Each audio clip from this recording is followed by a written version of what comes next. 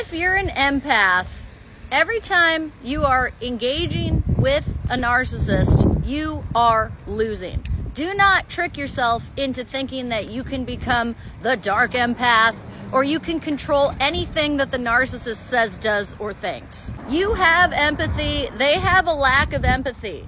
Anything mean you try to do towards them is going to have an effect on you. And this can have a very severe effect on you because of all the stress. Meanwhile, you are feeding into the narcissist's overinflated ego and giving them exactly what they want, which is attention. It does not matter to them if it's good attention or bad attention. Anytime you are interacting with them, they feel an ego boost. You are now feeding them as supply when you need to be starving them of supply by going no contact. That's the only way to impact them. Think about it like this. If you're an empath and you're trying to go up against a narcissist, you are going into a boxing ring against this person.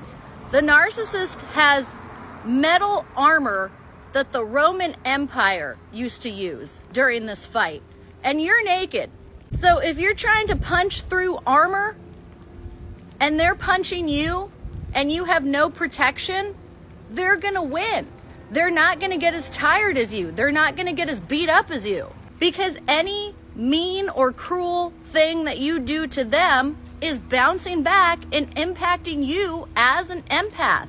You don't want to be hurting people. You don't want to be saying mean things. You don't want to be verbally assaulting someone, stalking someone, harassing someone. Narcissists don't care about any of that. They'll do anything to get what they want when they want it. If they want to talk to you, they will force themselves into your life. So if you think about your attention as feeding them, anytime you interact with them, you're feeding them and feeding them. But when you become boring and gray rock them or become a ghost to them and don't speak to them at all, it's starving them.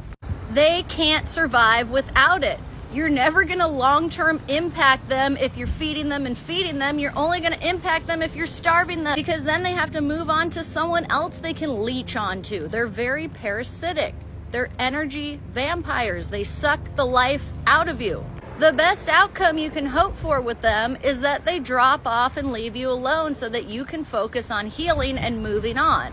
If you need help staying away from a narcissist because you're in a horrible hoover or it's tough to not break no contact, you can email me for remote narcissistic abuse recovery coaching. My email's in my bio.